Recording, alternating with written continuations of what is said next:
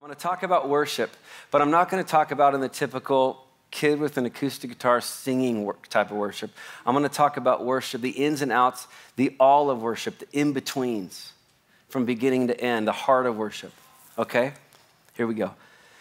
The promise for the humble heart that chooses to worship. It's in Proverbs chapter 1, verse 33. It says this. And by the way, God's promises are always yes and amen, and they never fail. When we follow what he says, his promises will never fail. It's impossible. But the one who always listens to me will live undisturbed in a heavenly place, heavenly peace, sorry. How many of you have been undisturbed before? Very rare. How many of you have experienced heavenly peace? I have here and there a couple times in my life. Free from fear, confident and courageous. You will rest unafraid and sheltered from the storms of life. That's the promise from God for those who listen and obey what he says. But it's actually pretty hard, isn't it? It's not easy to obey. Morris Smith says this, real worship defies definition. It can only be experienced. See, what we like to do in life is we like to retain information. We like to fill our heads with as much as we can about stuff, right? We learn, we read the Bible, and a lot of times it just sits up here in our head. It's information that we know about, whether we read it or we heard it from someone. It sits up here, but all of life is about the information that we receive here going down into our heart, thus experiencing what worship is versus it just sitting up here. How true this is, for worship was never intended by God to be the discussion of textbooks, but rather the communion with God experienced by his loved ones. True worship is having communion with God and getting to a place in life and living it out where you know in your heart of hearts that he is God and you are not.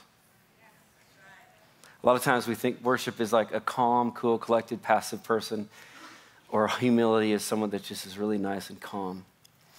But a person that's humble and a person that truly worships God is someone who knows that he is God and they are not. God didn't make robots. God's greatest gift to us is our free will. The government is trying to make robots, but God's destiny for us is to have a free will. And our greatest gift back to him is using our free will that he gave us and choosing to worship him. We may not be able to control the impact or size of our lives. I'm going to stop there. What I mean by that is this. If you've lived long enough, you know that not everything works out the way that you want it to. You know, when you're a kid, my kid, he's like, I'm going to be an NBA player, and then I'm going to be this, and I'm going to be that, and I'm going to be the president, and I'm like, wow. And then what happens? We grow up and we're not any of those things because we can't control our outcome in life. None of us can.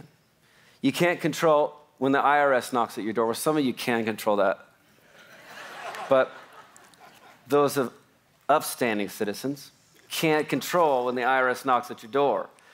But what we can control is we can control the size of our worship.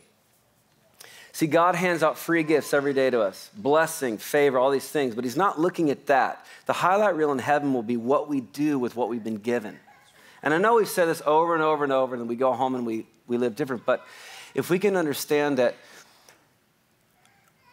the highlight reel in heaven is God seeing, I feel that way too right now, because I can't concentrate at all either, I know. The highlight reel in heaven will be, all of it will be the ups and downs. God tells the whole story. He doesn't leave anything out. God doesn't waste a thing. And then what we did with what he gave us.